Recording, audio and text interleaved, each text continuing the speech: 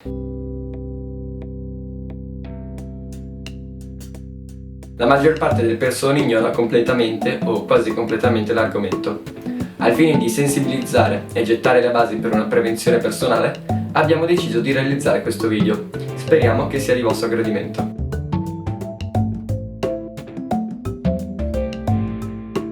Le malattie vascolari sono molto diffuse in tutta la popolazione. La maggioranza di queste malattie aumentano con l'avanzare dell'età. Poiché l'aspettativa di vita di una popolazione aumenta, diventa maggiore anche la possibilità di contrarre malattie vascolari. Le malattie colpiscono le arterie, le vene, i vasi linfatici e il microcircolo. Alcuni esempi sono le malattie di tipo arterioso, delle quali le più importanti sono collegate agli arti inferiori, tra cui la PAD, o alle carotidi, che vengono dette malattie cerebrovascolari, gli aneurismi aortici addominali, ovvero la dilatazione delle arterie principale, detta anche aorta.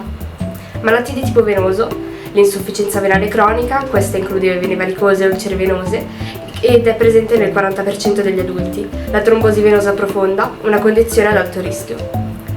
Il linfedema e le malattie del microcircolo. Queste possono essere più frequenti nelle persone giovani, oppure collegate al diabete. Tra queste ci sono il Raynaud e tra i sintomi troviamo mani fredde e pallide con dolore durante l'inverno. Acrocianosi, i quali sintomi sono dita delle mani viola o blu.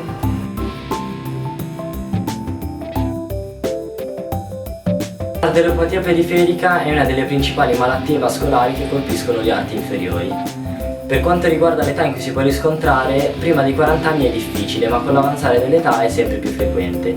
Le cause principali invece sono una carenza di attività fisica, il fumo e una non bilanciata dieta.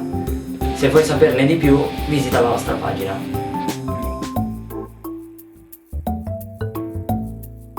VAS ha messo a punto un pratico test per scoprire se hai un problema vascolare. Il test si chiama FI-Test e se vuoi saperne di più consulta sul sito l'apposita pagina.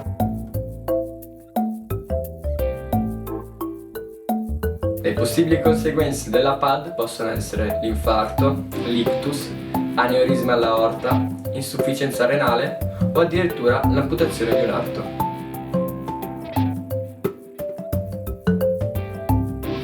È importante stabilire la buona abitudine di controllare le proprie arterie fin da giovani. Si può iniziare con una volta all'anno per poi aumentare la quantità con l'avanzare dell'età. È molto importante poi curare eventuali condizioni come l'ipertensione e soprattutto il diabete. Se non controllate e se non accompagnate da una buona dieta e da una costante attività fisica, queste possono rappresentare fattori di rischio per i nostri vasi sanguigni. Questi provvedimenti possono ridurre sia il rischio di comparsa di PAD, sia delle altre malattie legate all'arteriosclerosi, quali l'infarto e l'ictus cerebrale.